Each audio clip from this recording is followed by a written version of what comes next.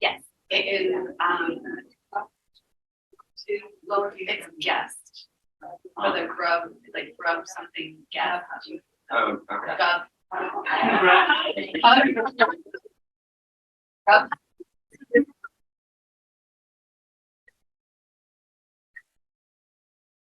Yeah. And yes, welcome all over. Sure, Right, I think we're gonna get started. So good morning, everybody, and welcome. My name is Baum. I am a fourth grade teacher. Yeah. Which way is No. this one? I'm fine.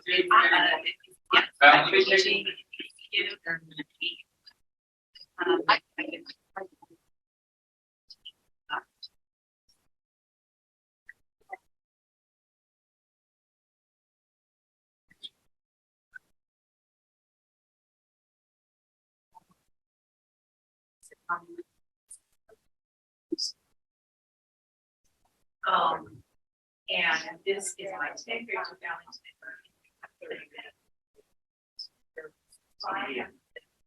And the right time.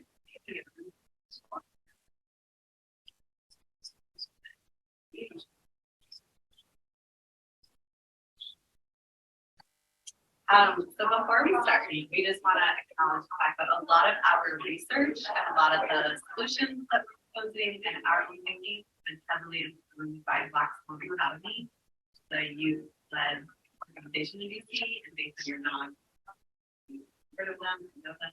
Great. Yeah, there.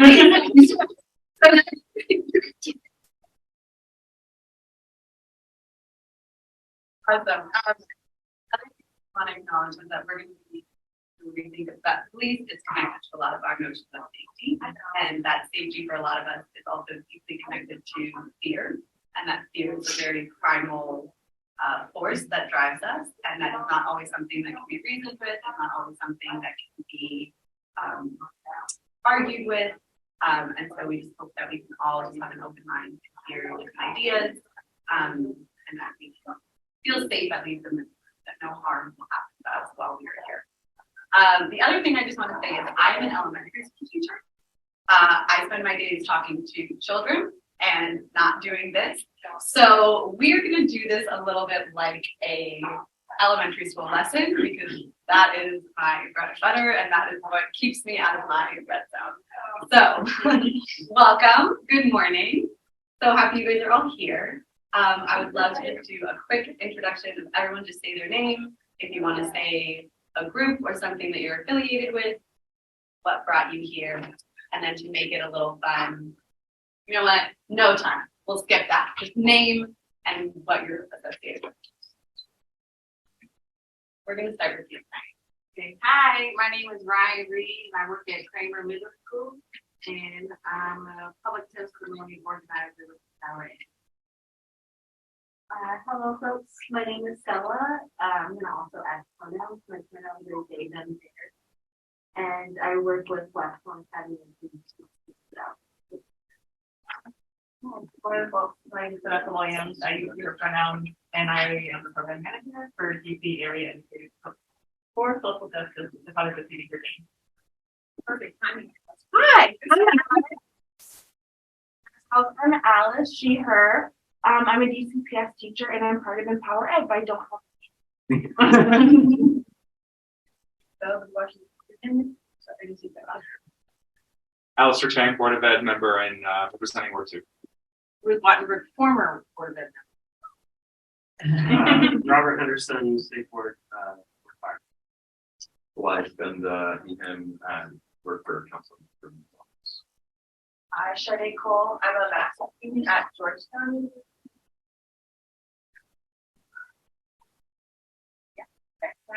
With my grab and sticker with upcoming. Yes, we have one ticket, please. We have a writing pencil, fabulous. Each pen, we got a few extra up here, so shout out.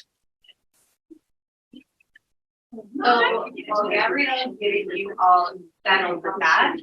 Like I said, this is gonna be like elementary school, and in elementary school, we learn through story. So we are gonna be going through a story with you all today. And our story is gonna start in the past. We're gonna go in chronological order. And we're gonna start in the past. We're gonna learn about our present, and then we are gonna together do some imagining and thinking for our future. So anytime we are gonna start learning something new, we need to get our brains ready so that we can make space or foundation for new information and new connections. So we have this question here, and we want you to just reflect for yourself, what does safety feel like for you? Or what is it that you need to feel safe? It can be as personal as you want it to be. It can be as general and abstract, but just starting to get our brains ready. When we think of safety, what does that mean for you? And if the answer is through writing or reflection, we would ask you to post your sticky notes, either one of the viewpoint points.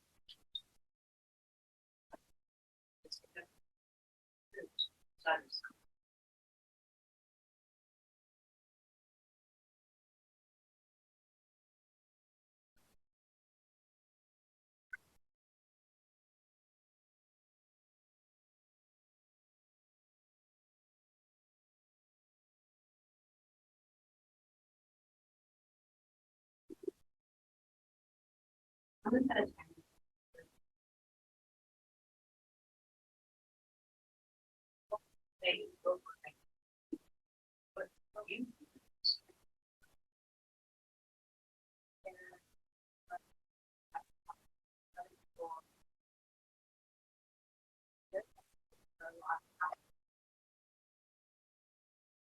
when you're ready?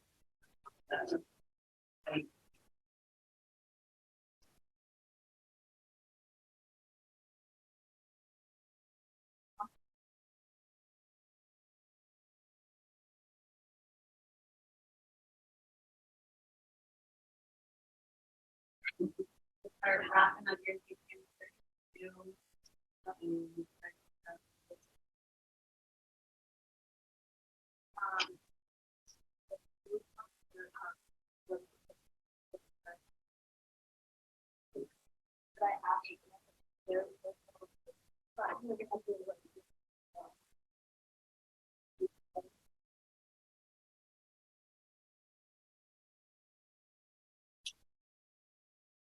And I'm going to give us about a minute and a half to just read what other folks have written and just start to notice, are there any patterns that you're seeing, any common themes?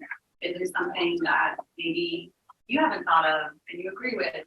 You also feel free to bring your pen with you, make some like notes on it. But we're going to take about a minute.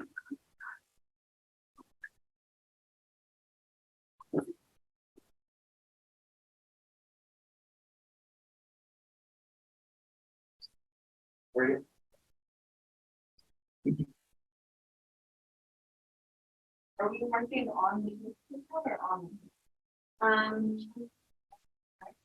You can respond. We're gonna keep both all of these. Just make sure you have space, right? Right, whatever it is you want to write, make sure you have adequate space. Yeah. It's very well done. Read this up. It's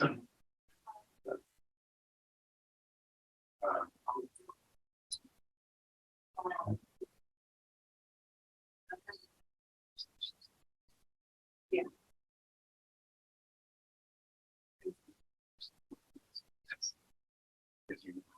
those are my qualifications.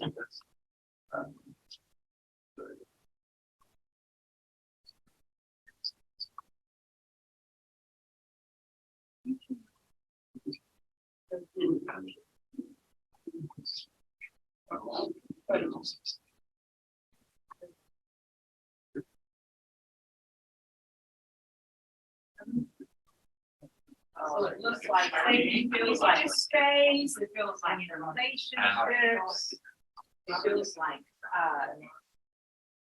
self-time, reflection, certainly free from worry and free from stress. Free from worry and free from stress. Great All right. clothing. Let's start coming back together. If you didn't get to everything, we're gonna keep this posted. But I just want to be mindful of the time. And unfortunately, we don't have all day together. So we're gonna have to move a little bit. So we're gonna start just looking at the past and understanding how we got to where we are.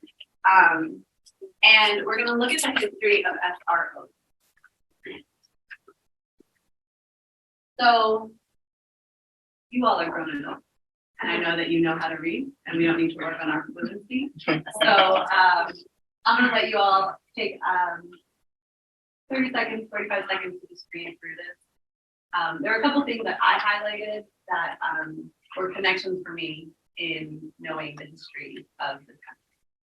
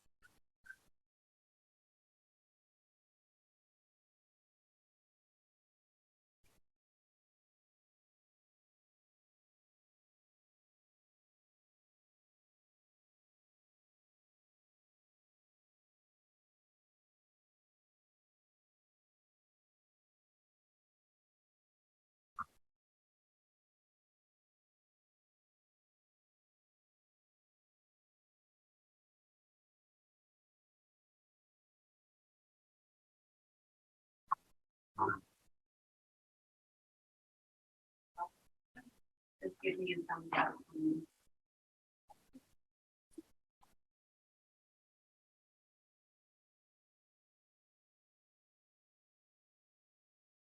So I'm going to ask that you right now just turn and talk to somebody next to you and just share out with your partner your reactions for these things that you already knew about. Is there anything new that you learned?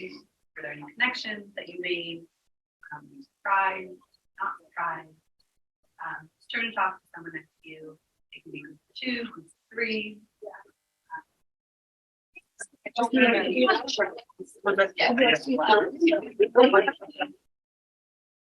I was gonna find some like well, we were like, or yeah, sorry, for like because like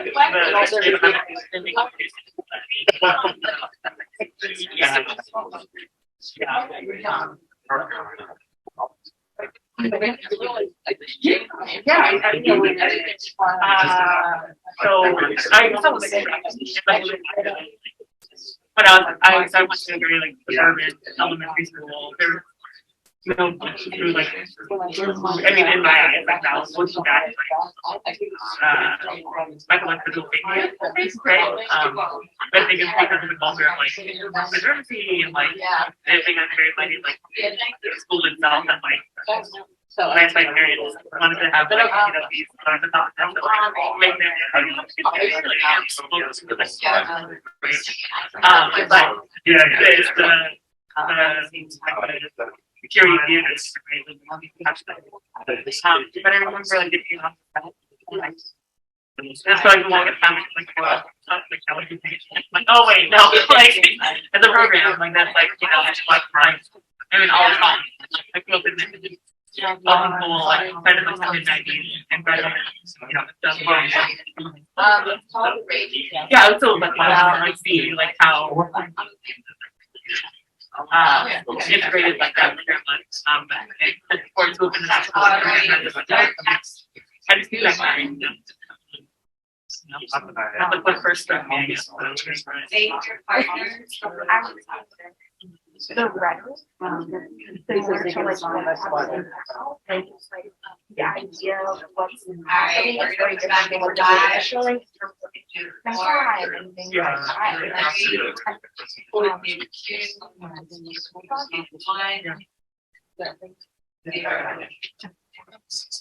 Thank you all for coming back. Is there anybody or any groups that wanna share out something they heard or something they shared that resonated with them, with them? I'm not sure it's hard. Yeah.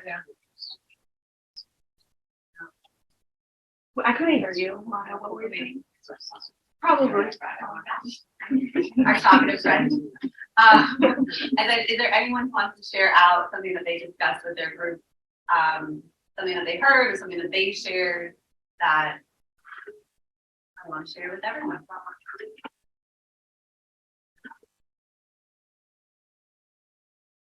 My one question we had, I don't know if you know the answer off the top of your head, is the history around who managed these folks.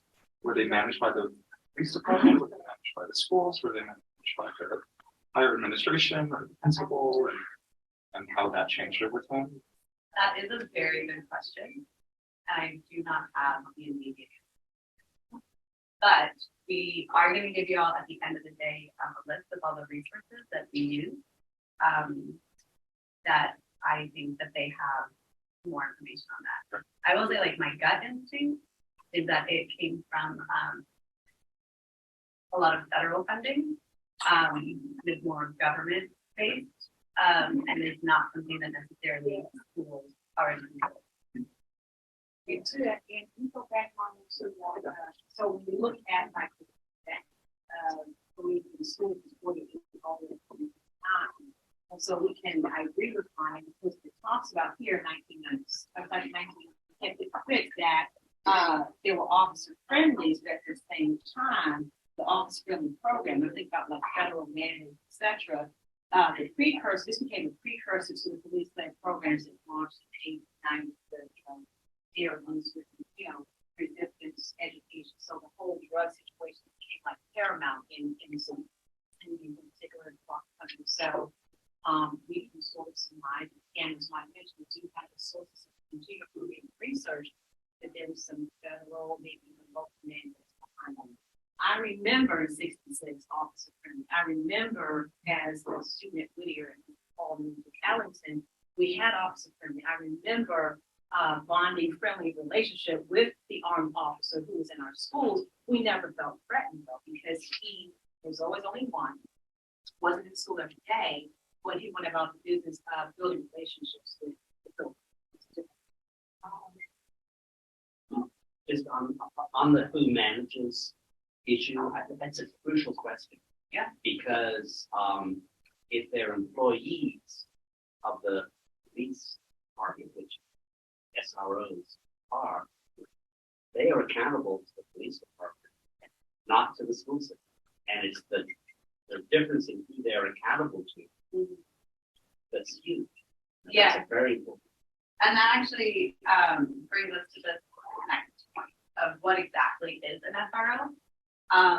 So the student resource officers, and they are from the U.S. Department of Justice, sworn law enforcement officers that are responsible for safety and crime prevention. So they are an extension, they are connected to our police force. They are not hired by schools. They are given. So the SRO responsibilities are similar to police officers. They have the authority to make arrests, they respond to service calls, and they can document it. And so it's really important to note that this means what an SRO's role is really varies from school to. So when we are talking about this right now, like, yes, we are talking about a general issue, but that it is also very school specific. So we might have folks who have SROs that they have really great relationships and have only nothing positive things to say. We're not trying to, or I'm not trying to take away from those experiences, but to look at it more in a broad and not specific person. Say they're given to schools, does that mean like the school doesn't get to interview them and select them, but they're just like them there and they have to do air out about understanding or comments on SROs and? So I have a question, because you discussed the officer friendly as being a friendly presence there. Can you say how it's different with current SROs? Is it about who they work for, about how they were assigned, or who they were? So, there is an article, Officer Tracy, who is, I think, stationed at, Eastern High School, right? He talks about the fact that he's been in SRO for 10 years, and so he goes about the business of building relationships with students. And so his perspective, I'm assuming, is a lot like what my experience was with an SRO when I was in school. But that's not always the case, where in certain, like in DC, in certain schools, or nearby Montgomery County or Alexandria, Virginia, it's a different mindset where some police officers' presence in the school is an extension of like school policy. And they're going about the business of trying to enforce policies and actually handle students in a not friendly manner, but be more aggressive based on their training as police officers. So they have a totally different perspective than does Officer Tracy at Eastern, whose perspective, his mentality, his actions is to build relationships and mentor. But that's not the case for every SRO who is inside. Some of them see themselves as enforcement officers. I just wanted to build onto that. I think that I didn't read that article, so I'm just going to start with that. But I think also, like, if you're knowing the moment that we're in and you're choosing what to say, I think they're not going to be like, oh, actually, it's really uncomfortable. The kids don't like me. I think it's also, we have to be mindful about the kind of news that's been put out there and like asking the actual kids, how are you feeling, as opposed to relying on what a police officer who's trying to keep their job is trying to say. So that's all I'm going to say about that. I did read the article, and I think for Black Swan, especially because we've really been wanting council to stop trying to stop the phase out of FROs. For us, the article was part of narrative driven, part of trying to take individual experiences and uphold them as the monolith of like, what all SROs can be good.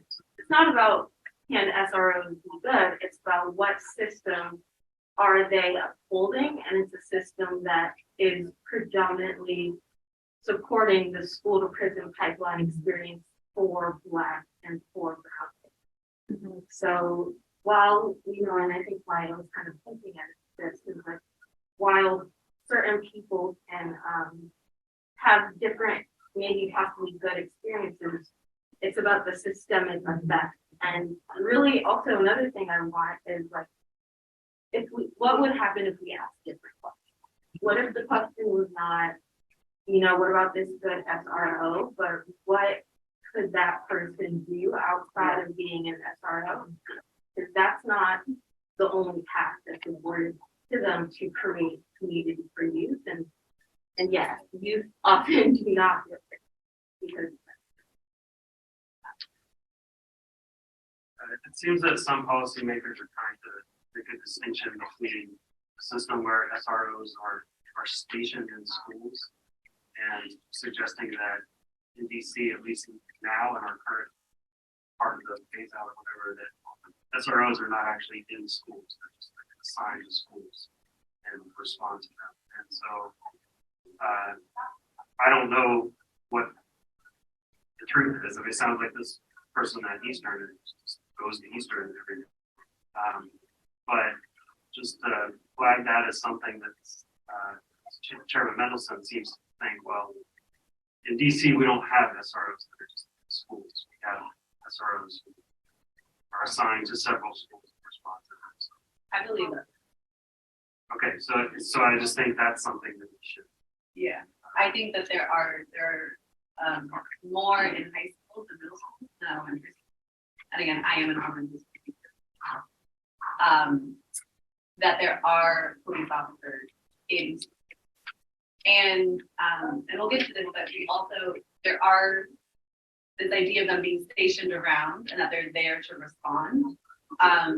That we also have heard from different schools of the ineffectiveness of that there have been situations that require assistance where they're being told there's something unsafe happening in the neighborhood, or there is something unsafe happening in the neighborhood, and that this is what police are needed to be called, that's how our system operates, and that the schools will call and there's no response, and that no one is showing up.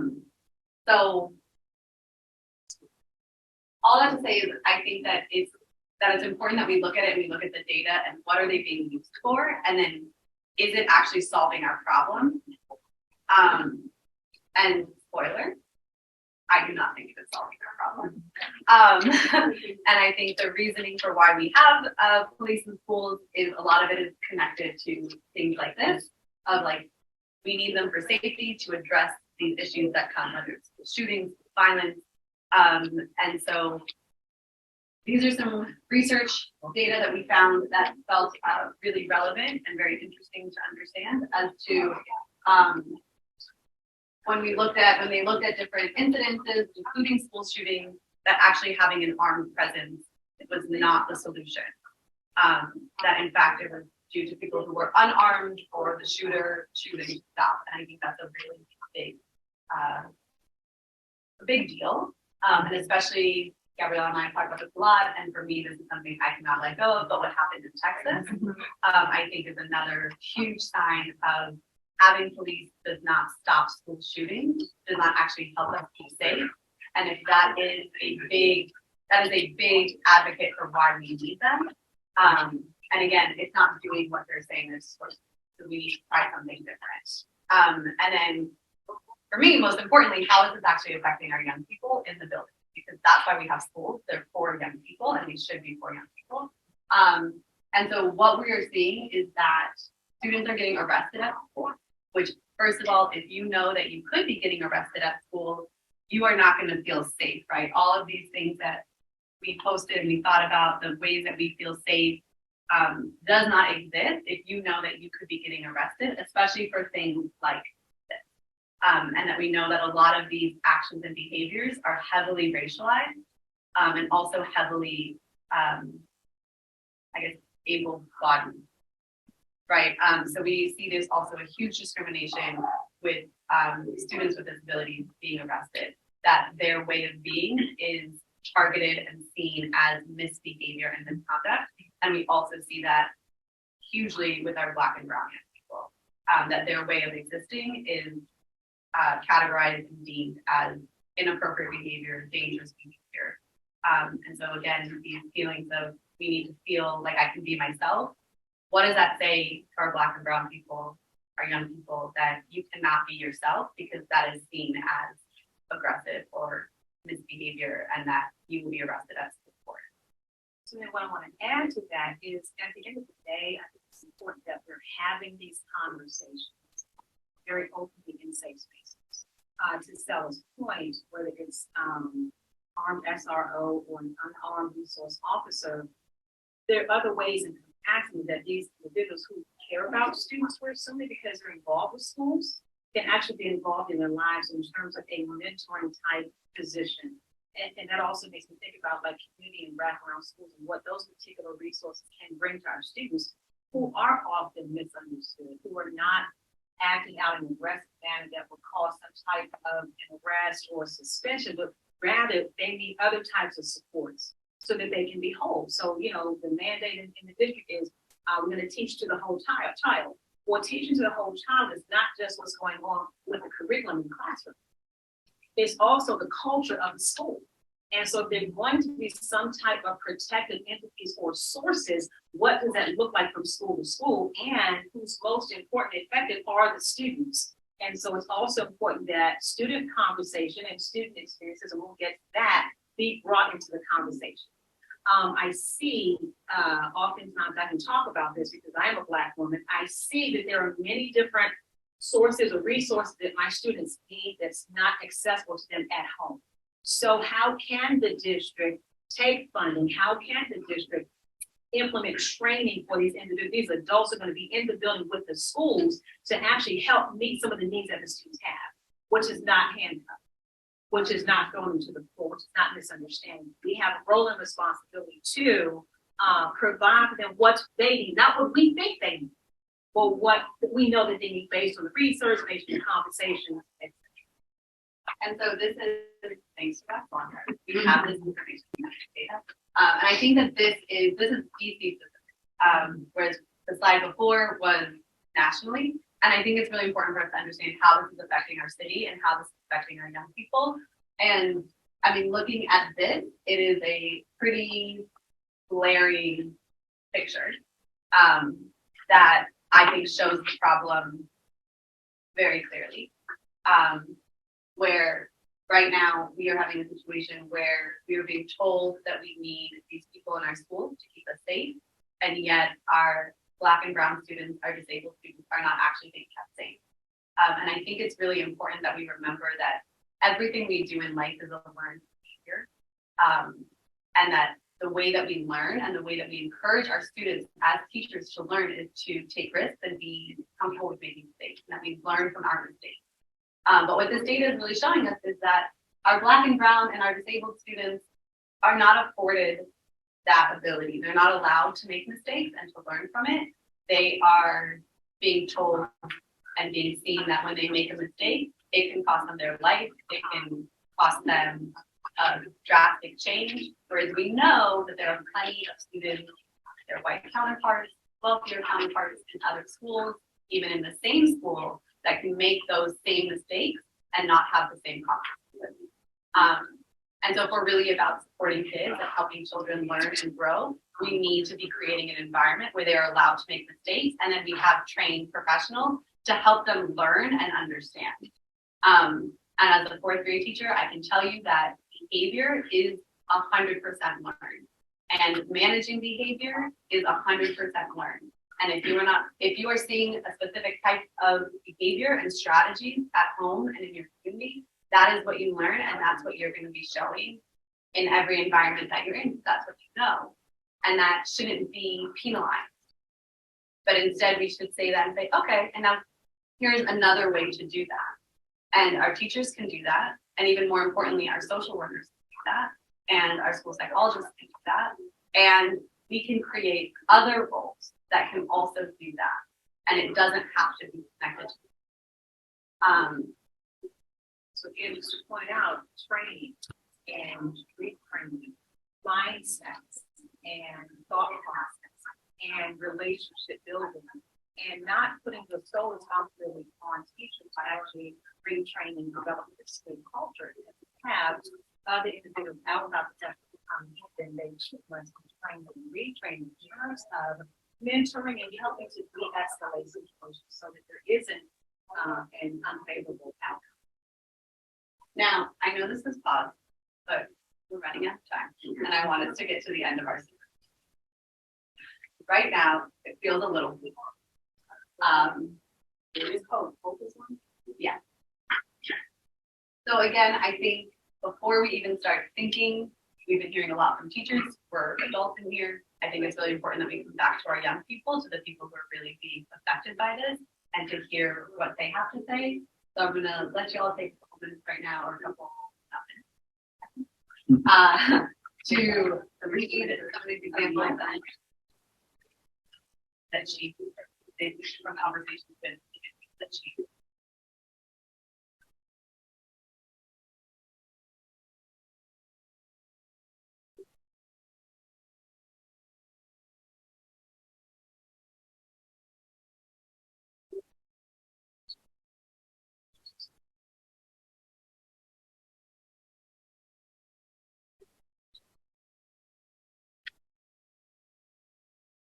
So before I share briefly about my conversation this week with my high schoolers, I have something that I'd like to share about California, where, and this is from AA's Inspiring Educators article, and then we have a link for that.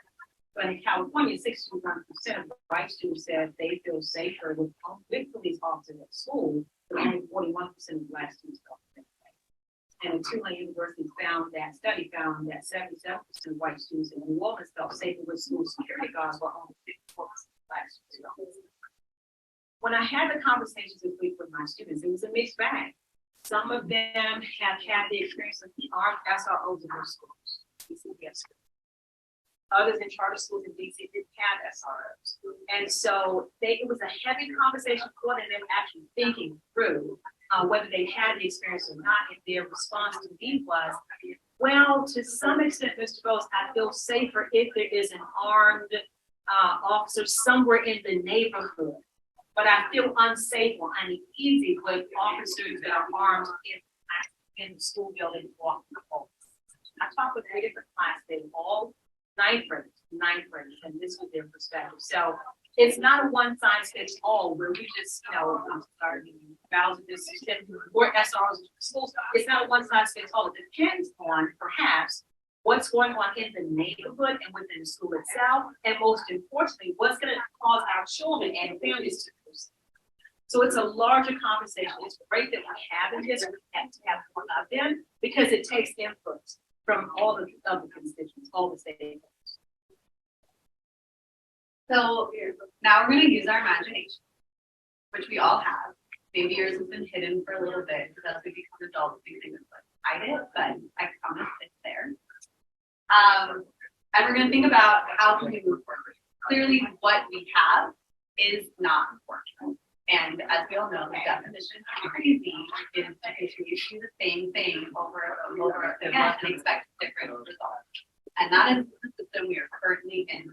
So in a purely scientific way, I'm calling it crazy. So some solutions. To just start this imagining session, I want us to imagine a world where our schools are not connected to police in any way. And I know that that may not be our reality, but that right now that this is where we're going to imagine, because we need to start to think about safety and school safety, not in a way that is connected to police, because we have seen the data, we have seen the damage it does, and we are in a crisis where our young people are literally losing their lives, and it's not something that we can be taking more time for. We need to work on that now. So I want us to think right now about how could we see schools that do not have a connection to police, which is now just so normal for us, right? Schools are a place of learning. It is a place to help children grow. Of course, there are going to be behaviors. We know there are unsafe things that happen due to lots of factors that are outside of the school, but it's still a school and it should be on its own. So I'm going to have you all turn and talk again. If you want to get up and stretch your legs, you know, the opposite side and talk to something else, you can. If that feels too scary, you can turn and talk on your side. But I want you to start to envision, what do you think if you imagine a school and it is safe and there are no police? What are the systems that that school has? What would that be? So go ahead and turn and talk. I'm going to give you all 3 and I guess the I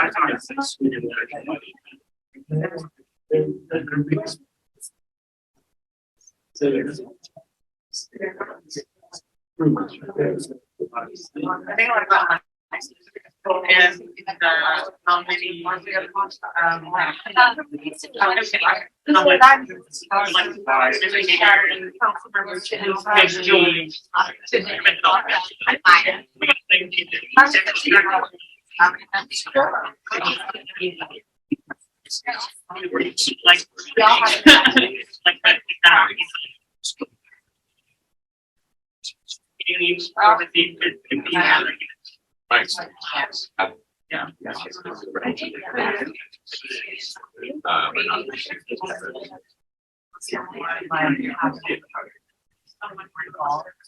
Yeah.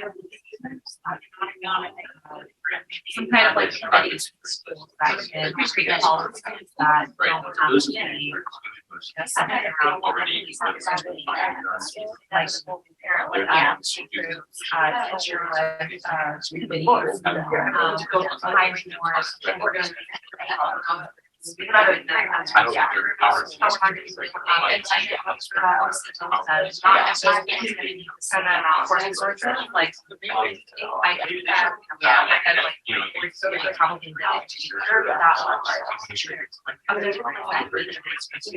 so like there has to be an contribution of the school partner that for the school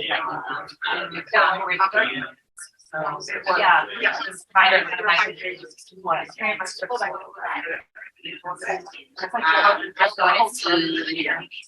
from all of this, so they would have people psychology, that had like realistic, and the amount of psychologists student was one where the psychologist can actually have an impact. And the students could actually have someone to help them. That was their when you're growing up, they didn't grow in and of itself. They didn't grow in and of itself. So why is it that they're having a adequate social worker to student ratio where you have a social worker who doesn't have the whole school as their caseload, but has like, student, and you have a social worker, they can focus not only on the student, but also supporting the family. And right now, we have like one lower thing body of 300, and they can't support the family. They have a ratio of social worker to students that is like family. You have nurses for every school. And right now we don't have they're sharing like support, but having adequate one sided ratio there.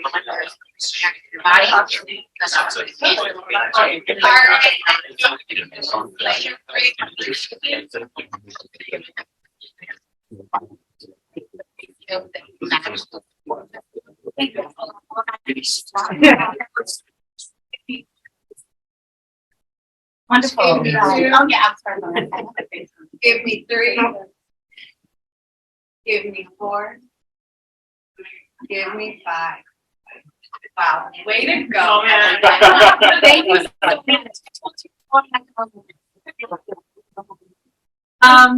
So we are getting to time, but oh well, we're gonna keep going because I don't want to miss out on this. So I just want to take a minute because there are a lot of really great conversations happening to hear what you all said, and I'm gonna describe some ideas that y'all are putting out on these anchor charts.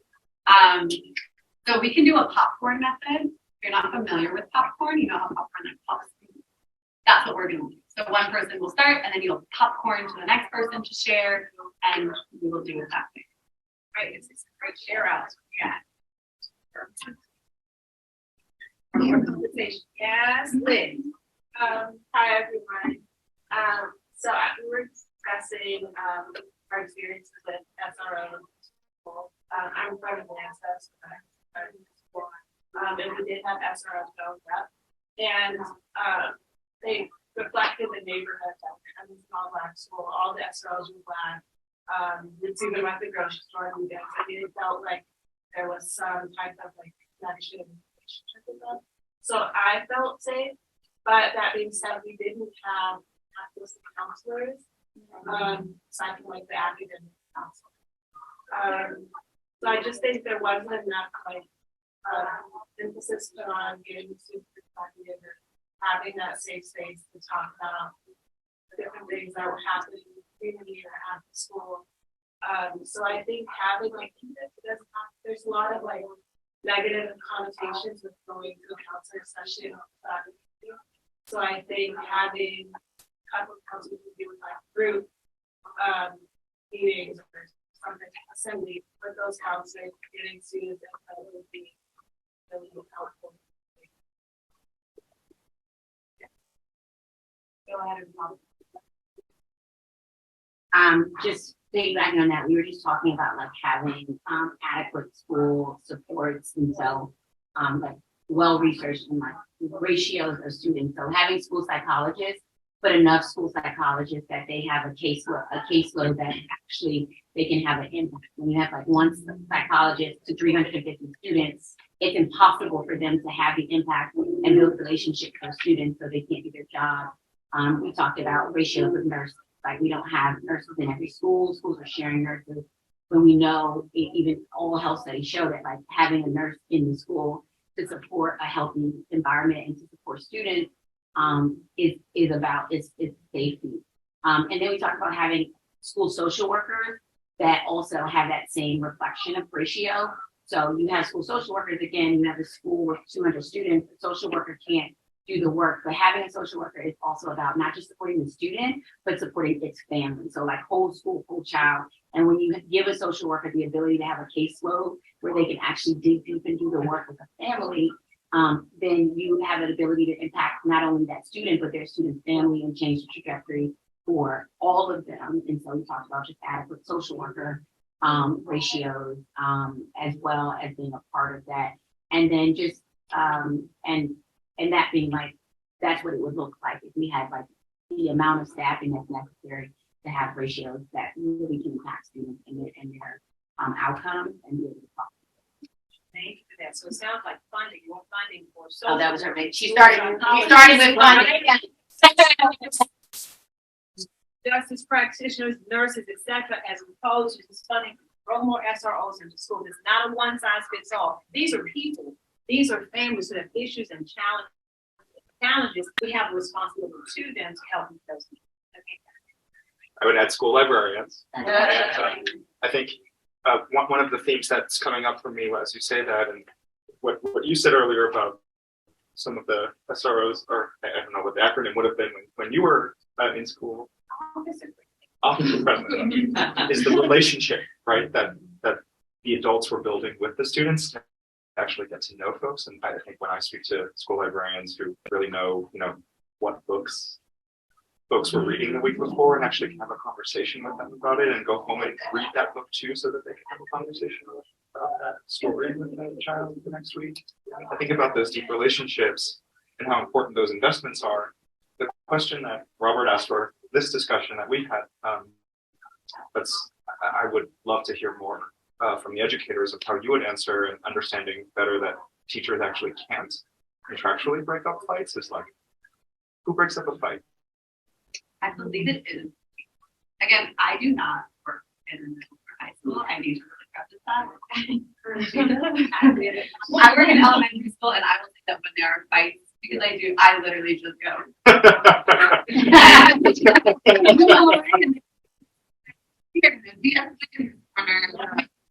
Is probably against the law and like is dangerous for me. Maybe I could do the job, but To that point, though, I think the escalators and violence interrupters, Yeah. because we often forget that, right, like the people who are breaking up fights are people who are caring about the students who want to.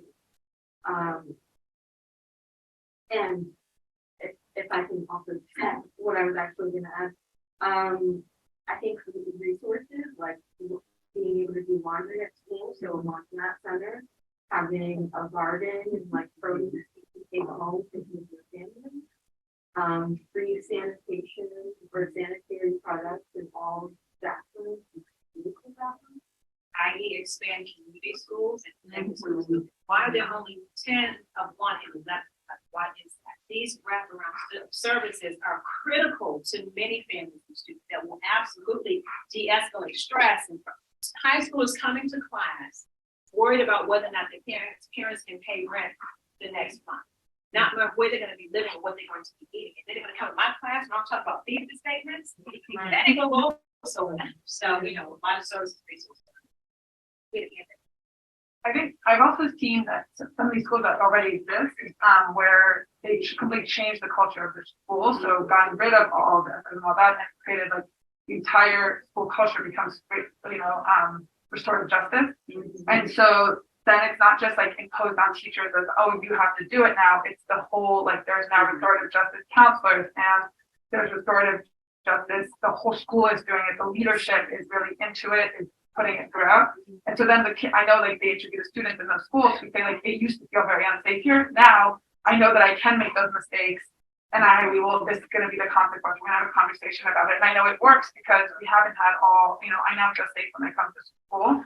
And also it doesn't impose it on teachers, whereas sometimes there's just like a couple, it doesn't need to be learning interrupted for the whole class when two students are having an issue. And if there's that restorative justice person who can be there, take those kids, have a really great conversation with them, and then bring them back to your class. You're still teaching. Those kids have had an actually rich experience without, and can come back and then come back into the learning without having.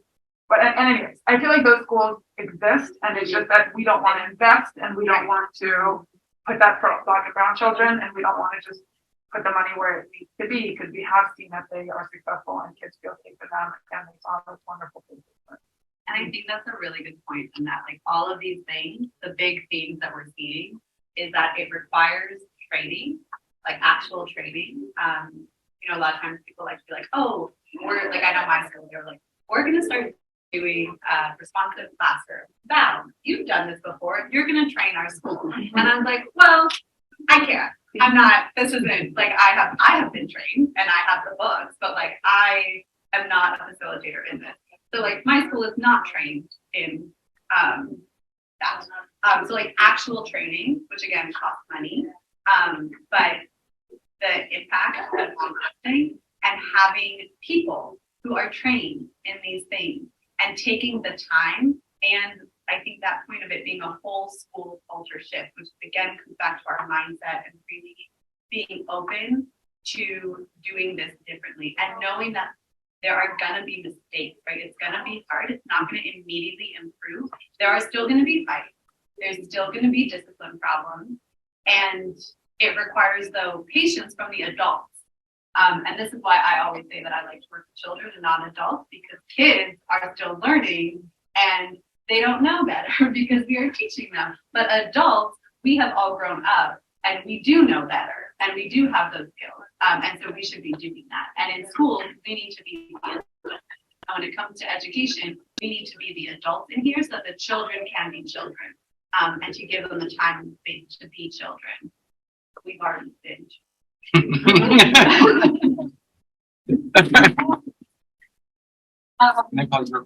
Yeah. Sorry, real quick. I know we're wrapping up this session. Just want to let you know when this is done. We have about 15 minutes till the next one, and all the way down to the end around the corner, there's lunch. Feel free to grab lunch, poster presentation to be in the hall, and then we'll get started with the next session in about 15 minutes.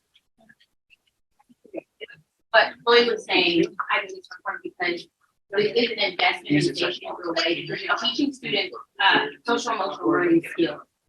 And you're in restorative justice and in that work, they're learning to grow up and how to deal with emotions and how to make decisions. And when students get to a space where they're solving conflict with guns or weapons or knives, at some point they were failed as a child. Like this didn't just this learning how to resolve conflict.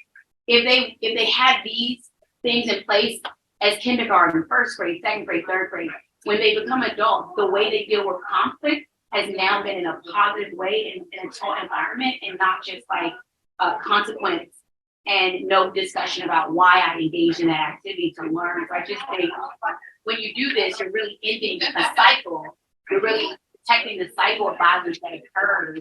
And I think that like we have the part of social emotional learning and learning how to make decisions and deal with your emotions. You just cannot, you don't get that. That's not what police are trained to do or deal with. And I think we miss a real opportunity when we don't make those investments and have that learning at that level, especially with like restorative justice work, which we've seen at schools where I went to, I think Dr. Marshall has a restorative justice peer program where they just do it in their school. And they judge with each other and we learn. So it's possible. And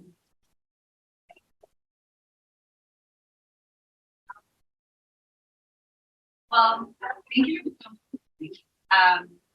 And I really hope that there's something that you're able to take away from this.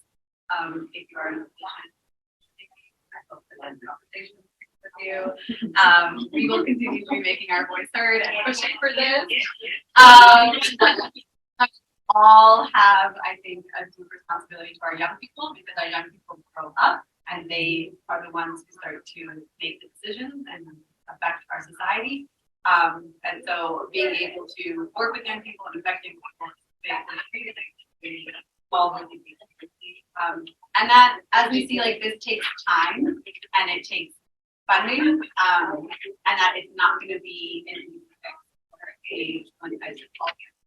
And that we should be more thorough. Scientifically, the definition, tried it, hasn't worked. It's not going to be new results. Thank you all so much for coming.